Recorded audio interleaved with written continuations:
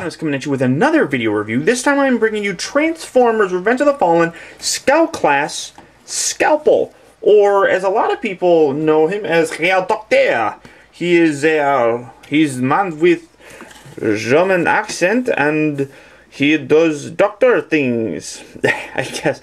He's responsible for bringing back Megatron mostly, and one of his funny lines is kill the little one. So really nice figure though. A lot of these Scout class figures I'm really actually kind of impressed with, and kind of reading his bio real quick. Scalpel has a massive database of anatomical data for millions of creatures across the universe. He can disassemble anything that doesn't struggle too much in a matter of minutes, and usually puts it back together with only a few parts in the wrong places. He serves as medic to the Decepticons' army, but most Decepticons prefer to suffer in silence rather than allow Scalpel to work on them. Very weak guy, as you can see. Strength of only 2, but intelligence of 10, speed of 6, endurance of 2, rank of 8, courage and fire blast 4, and skill also of 8. One thing to note is when I got this guy, he was actually horribly mistransformed, so it took me a while to actually figure out how to transform this guy. He's kind of strange in that way, and he also has a little antenna thing that on mine was reversed, and I'll show you that when I get in there. But these Scout class figures are really nice. Some of them are fantastic. I got another one that I have to do, and that's this guy. I'm planning on doing him shortly, but I wanted to do a real quick one here just to kind of get it out of the way. But I'm really impressed with this. Now to transform him, he's some kind of like an electron microscope mode. Really nice detail. I should kind of show some of this off. Nice eyepieces right there. Really nice. And then if you look underneath, there's a Decepticon logo on the thing. Really nice detail on here, including the little, well, those don't move, but they're painted apps of what would hold down the slide. It's really nice. Some weird purple bits up on there. People have complained about that because it doesn't make it look realistic, but neither does a giant Decepticon logo on the bottom. And oh, there's his legs and all that stuff. It moves up and down. But overall, just really nice looking piece. I really like the way this looks. I'm absolutely impressed. Now, to transform them, you want to just take this and kind of bend that back, put that all the way out, fold these little bits up. They will slide back. Well, maybe. Well, fold out the legs. Now, the legs are kind of annoying, but you're going to fold all that out.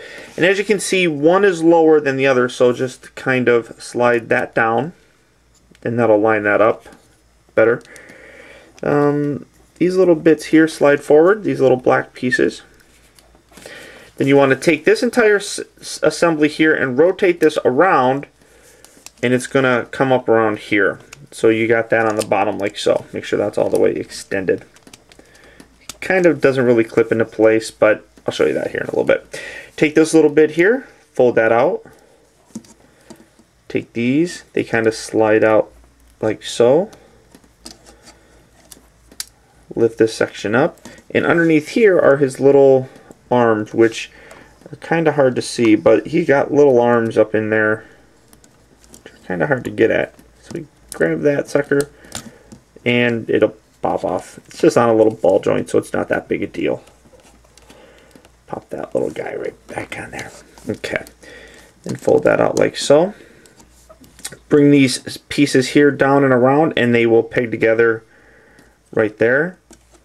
And you're getting his torso bit. Here's his head, and then there's that. Fold that out. Okay, we're going to zoom out a little bit. And then rotate all the way around. And this kind of, this is very loose. It doesn't really peg into anything that I can see. There's a little tab under there, but it doesn't really do much. So you kind of have to position this around and back and kind of use that little flap to kind of hold it there. The legs, you want to fold these out, and usually for me I'll keep this little hook bit up because it gives a little bit more leg clearance. These ball jointed legs, they're definitely not the best, but you fold these out, fold it, and then you have to rotate this down here. Again, keeping the little hook bit in the top. There's not much posability in the legs. They're on two separate hinge joints, or I'm sorry, ball joints. But the biggest problem is they don't move up very far at the top up here. So you get them kind of sporadic. And I'm going to zoom him back. And there you have them in very, very insectoid look. Now, like I was saying, this little bit right here was actually reversed on mine. When I first got them, that's how it was. And when you fold it down, it obviously doesn't fit in there. So you have to take that and rotate it, at least on mine, which I thought was rather odd. And somebody wanted to see this. The little goggles things, you can kind of pull these out some and create monocle or whatever, but there he is without them. They come off, little glasses, but it looks cool like this. So in terms of posability, he's kind of hindered because these legs really are kind of obnoxious and they don't really do too much, and it makes me nervous because I don't want these to weaken later on. Oh, my cats are going crazy. He's got these little tiny arms up here which really don't do much. They're clear, so they're kind of hard to see. But there's a ball joint here and a little hinge joint here, so you can have him do things. His head can move like that, but that's it in terms of articulation and such. Overall, though, this is a really nice looking mode. I think it's really kind of cool. It mixes well. Obviously, the size. He's obviously way too big. I mean, here's Ravage. He's a deluxe class. This is a scout class, remember. So he's way too big in this mode. But if scale's gonna bother you, get over it because there's nothing you can do. But there you can see the Decepticon symbol better right there. I'm gonna kind of zoom in here on the Bugman. Oh, he fell over. He fell over the big bug man. He got the little arms. He's like a little Tyrannosaurus. He's so cute.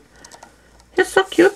Yeah, look at me. But overall, though, I highly recommend this thing. I think it's fantastic looking. He was picked up in a store, Target. Actually, I picked this guy up, and I just think he's absolutely fun to play with.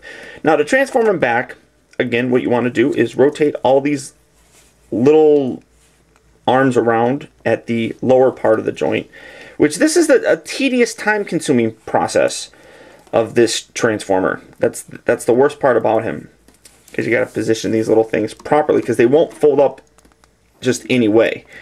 If you fold them like that, that works. It looks good. But now, let's say you do it like this, it folds up only that far, so that won't fold underneath his little body here. So I'm going to rotate that around, get that all lined up nicely. Now, I guess theoretically, you could leave them like this. Maybe have like little clawed arms like this. I guess that looks okay. He'd be a little bit shorter, but I guess you could do it like that, I suppose. So just make sure that those are all tucked in. Slide this section up. And they're going to just, well, take this little whole assembly. You're going to rotate this around, spread this out, and rotate that, put that right back underneath there, just like so. And here you can just fold the legs down when you have them properly shifted. Don't forget to shift them. One side shifts, one side doesn't. One side doesn't. Yeah, doctor. There we go. There we go. Shift the little back pieces back. There you go. Fold those down like so. There we are. Like so. Like so. Nice and neat. Rotate this whole assembly. Then you want to separate this. Bring this around. Bring that around. Now, these little GIMP arms fold in one. Fold it. I'm going to zoom in here so you can properly see what I'm doing. You're going to fold that in, and you're going to tuck that in all the way. Now this one is a little bit, the other side is a little bit more difficult because it's not a lot of clearance in there, so you have to really push that in there. Pull that down, and there we go.